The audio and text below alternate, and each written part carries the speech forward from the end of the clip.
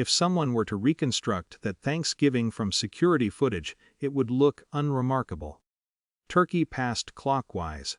My mother reminding everyone about the cranberry sauce. My father refilling glasses, as if that were his primary contribution to the holiday. My younger brother leaning back in his chair, performing confidence the way he always had.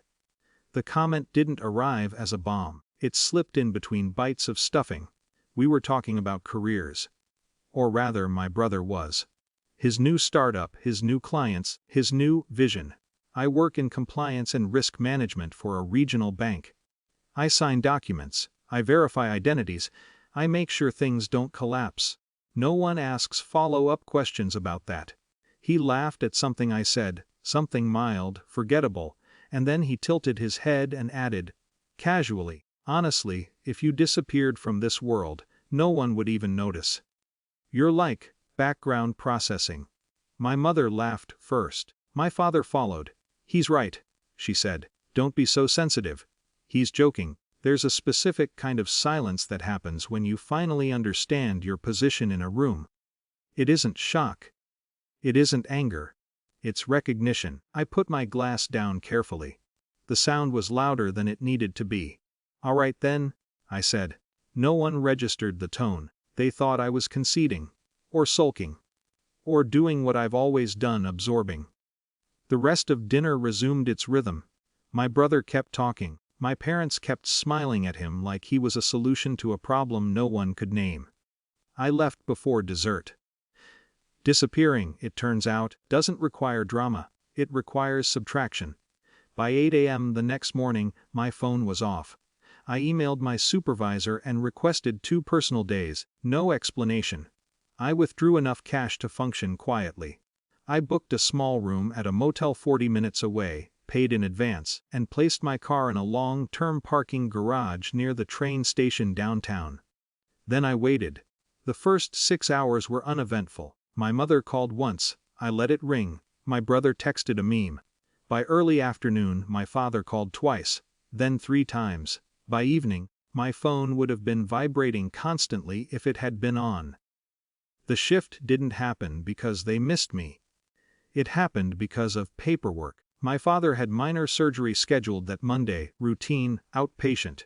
Nothing dramatic. But I was his insurance liaison. I handled the authorizations. I'd done it for years because I understood forms. I also happened to be the co-signer on a line of credit tied to their house. Something arranged quietly after my brother's previous vision had drained their savings. At 1:14 a.m., the hospital called to confirm a document that required my signature. It wasn't there. At 1:32 p.m., the bank flagged the line of credit due to a verification inconsistency. At 30:00 p.m., my father's surgery coordinator left a voicemail marked urgent. By 60:00 p.m., they weren't laughing anymore. I learned the timeline later. The details came to me in fragments, like witness statements. My mother called my office. My supervisor told her I was out on leave. My brother drove by my apartment. The car wasn't there. By 9:00 p.m., they were calling hospitals. At 11:40 p.m., they filed a missing person report. Authority has a different weight when it's not theoretical. An officer knocked on my apartment door at 1:17 a.m. The neighbor across the hall texted me through social media when she saw it happen. That was when I knew the experiment had matured into something real. I didn't feel triumphant. I felt steady. There's a difference. I slept 8 hours. When I turned my phone on the next morning, it lit up like a distress signal. 57 missed calls. Dozens of messages.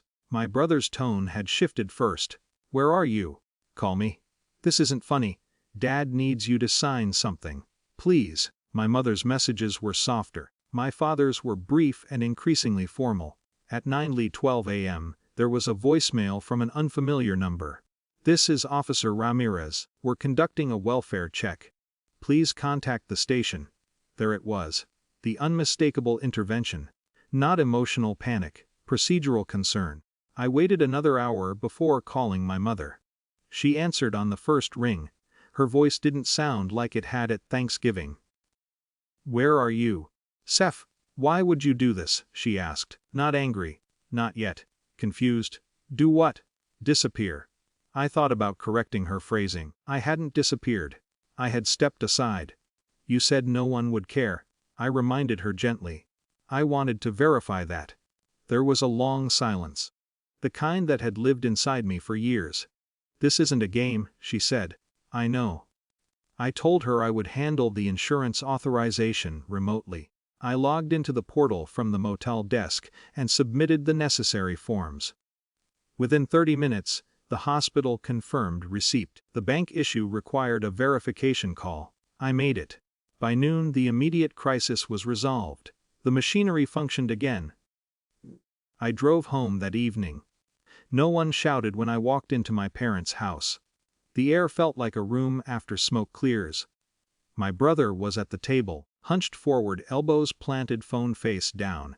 He didn't look theatrical anymore. My father stood when he saw me. Not dramatically. Just stood. My mother crossed the room and stopped a foot away, as if unsure of the appropriate protocol. You scared us, she said. I nodded. That was the point. My brother flinched slightly. It would have been easy to drag it out, to recite every moment I'd swallowed over the years, every joke framed as personality, every dismissal disguised as affection. But that wasn't why I'd left. I won't be handling things like this anymore, I said instead, calmly. The insurance. The credit line. The paperwork. You'll need to find someone else. My father blinked. You've always. I know. It wasn't revenge. It was boundary correction. My brother cleared his throat. I didn't mean it like that. I know, I said again. That's what made it worse. There are insults designed to wound, and then there are truths people think are harmless because they believe them. My mother's voice trembled slightly. You matter to us. I studied her face. She believed that in this moment. Fear had clarified something. But belief born from panic doesn't always survive comfort. I matter to me, I said. That's enough. No one argued. The officer closed the missing person case later that night. Routine, filed and forgotten in a database somewhere. But something had shifted in the room. Not loudly. Not dramatically. My brother hasn't made another joke like that since. Not because he was punished. Because he witnessed consequence. The power didn't reverse with applause. It settled quietly into new geometry. I still attend Thanksgiving. The following year, when conversation drifted toward careers, my father asked me about work. Not performatively. Just directly. My brother listened. No one mentioned the disappearance. But there's a subtle way people look at you, once they've imagined you gone. It isn't worship. It isn't guilt. It's awareness. And awareness, once introduced, is difficult to erase. I don't handle their paperwork anymore. They hired a consultant. It costs them more. Sometimes I think about that moment, the glass touching the table, the word, all right. It wasn't a threat. It was an adjustment. They thought I was background processing. They learned what happens when the system pauses. No celebration followed. No grand apology, just a recalibration. Which, for someone who was once invisible, is more than enough.